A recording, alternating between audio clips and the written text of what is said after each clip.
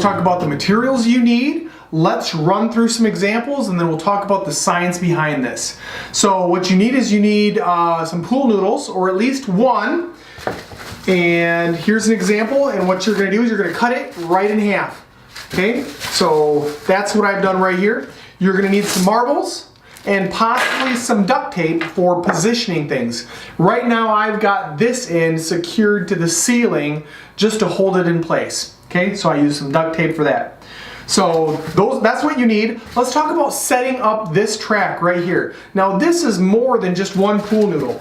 If you wanted to do, let's say, a roller coaster track where you simply put a little hill in it, something like this right here, well, you could do that all with just one noodle. So you cut it in half and you just use this. This would be your track. So we could do that. There's another video that I made, demonstration on doing a ski jump.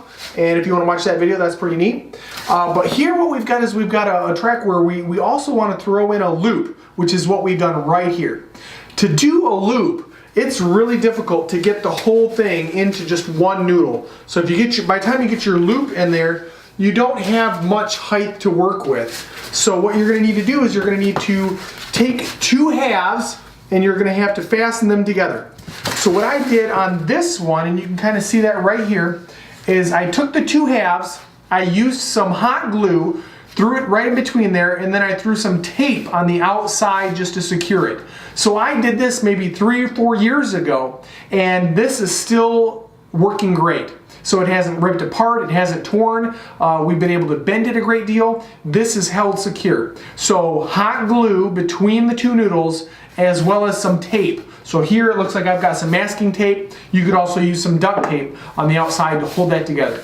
That's going to give you a long track, and you can create something like this, a loop down near the bottom. So again, you could put some hills in there. The most fun and exciting is to get all the way to the point of doing a loop like this. So let's take some marbles and send them down our roller coaster and see if they survive the loop. All right, these ones come out of the way. You could also use some duct tape to secure the bottom of this. So take some duct tape, sticky side out, put it on the bottom. You could position it here. You could then position it over here by picking it up, moving it around. So that's something you could do as well. All right, so let's see if we can get some of these marbles to make the loop.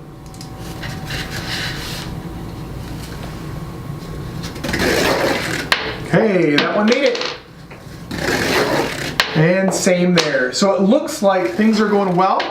If I take this marble and if I don't put it up quite as high, I'm going to take it, I'm just going to put it right here. Okay, it looks like that one also made it, but maybe I'm going to put it right here. And that one made it. Putting it right here. Okay, that one left the track, so it came up here, it started coming over, and I don't know if you saw it from there, but it did not make it all the way along the top there. And if I put one that's just too low, okay, you'll notice that it jumped down, hit right there, and it's still sitting right there. So we can change things if things are going well. So as I was putting that marble up here at the top and it was coming down, everything was great. We could also at the end maybe throw in a little twist sideways where it pulls back towards this direction.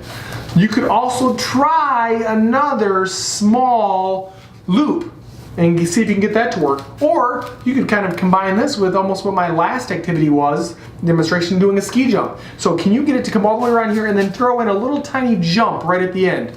Or can you do a loop but also throw in a little hill right below it?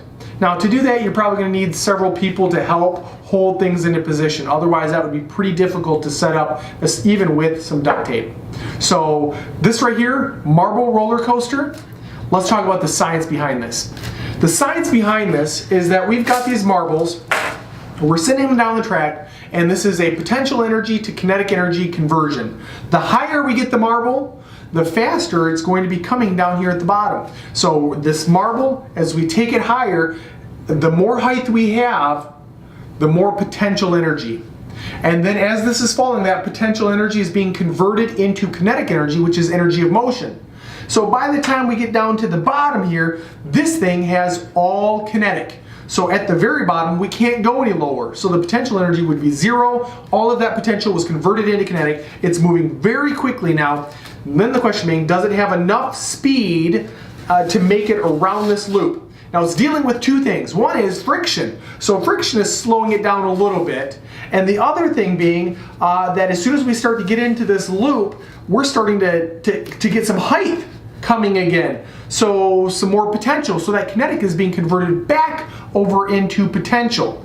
And the question being, does it have enough kinetic energy? Does it have enough motion to keep going? You'll notice by the time I brought it down to right about here and I let it go, okay, it didn't. It had enough kinetic energy at the bottom to get it up to about here in terms of height.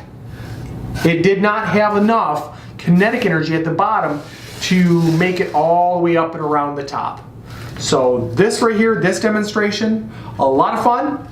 It's all about converting potential energy into kinetic energy.